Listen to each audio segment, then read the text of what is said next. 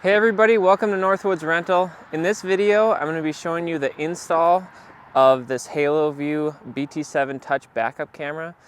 The people over at Haloview were kind enough to send this to me to test out, so I'll show you how I installed it on my ASV RT40 here, and then we'll show you how it works. Thanks for watching today, and if you wouldn't mind, please hit the like button and subscribe button if you want to see some more of my content.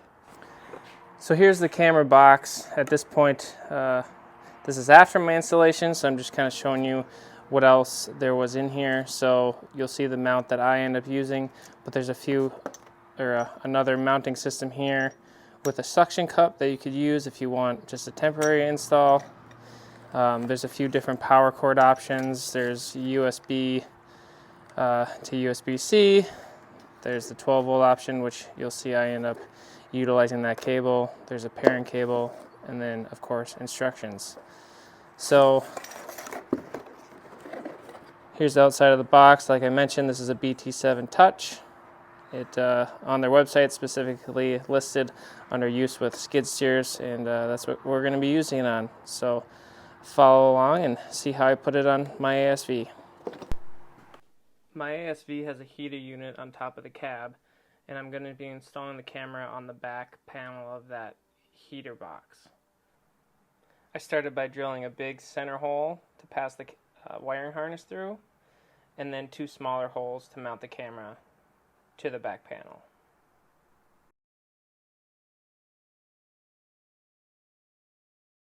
Okay, so I've got the camera mounted on the back. Now I'm going to start to hook up the wiring. So here's the plug that comes from the camera. And I've got this wire harness, which has bare ends on it, and has this green wire here. This is for an option if you're going to hook it up to like a switch or another light, like a blinker or something. If you wanted to hook it up to an RV, like to turn on when you hit a blinker or a certain light or a reverse or something like that. But we're just going to hook it up to turn on when the key turns on. So I'm going to take the ground wire and just hook it up to this ground stud right here that just happens to be close to the camera, and then I'll run the power wire up to the front and we'll join up with the display wire up there. So I've got the harness from the camera plugged in here, got it connected to the ground stud right here, and then I spliced in to the positive wire. All I have is blue, so the blue wire here is positive. I'll run it down through the heater, out the bottom here, and then we'll drill a hole to get it into the cab up to the front. So my ASV had 3 holes right here on the front of the cab. That was a perfect spot to mount the backup camera. So I took the base plate that I'll be using to mount it, and I just marked the 3 matching holes and then drilled it so that I can mount it up there. And I'll take some 1/4-20s and bolt it on. Here's the mounting bracket that will mount up here to the plate that I bolted to the top of the cab.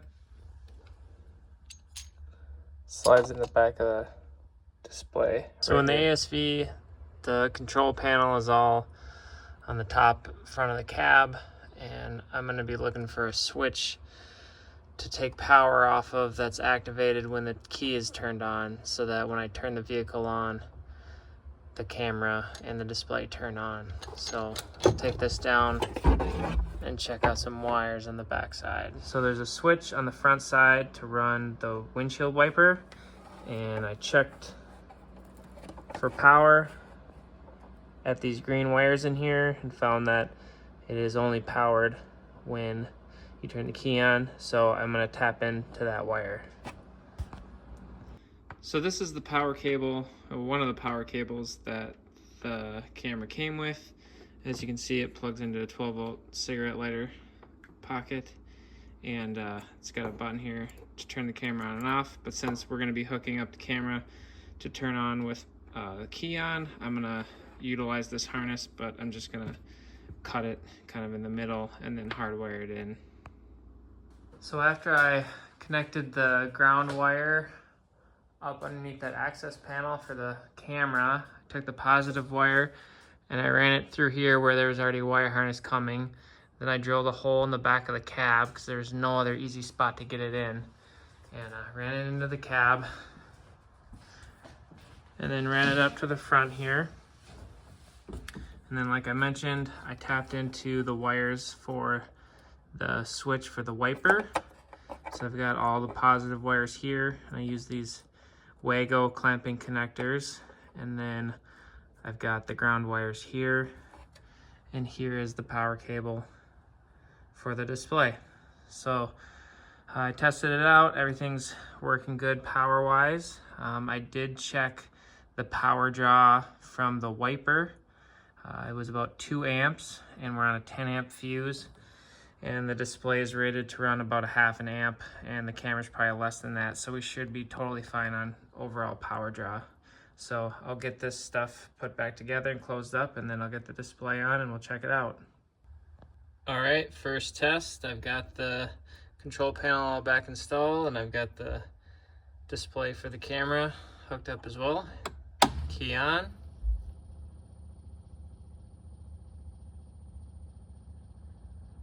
Everything works. Now we just got to test it outside in use. So here we've got the camera installed and operating. This camera is a touchscreen, so you can touch it to get your different menus. We've got up to 4 different channels for this camera system, so you can add multiple cameras. Go into the menu, and then you've got all your different options here.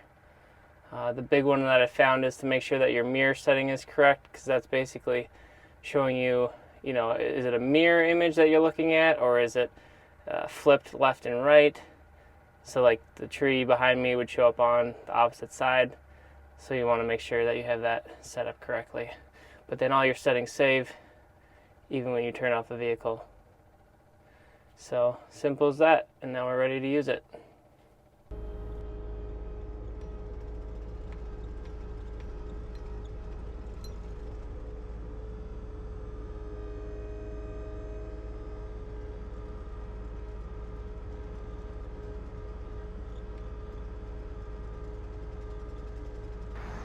Thank you guys for watching my video today. If you're interested in getting one of these cameras, look in the description down below and you'll find a link for it. That helps me out by giving me a little bit of commission if you buy one at no extra cost to you. So once again, thanks for watching today, and good luck with your skid loaders.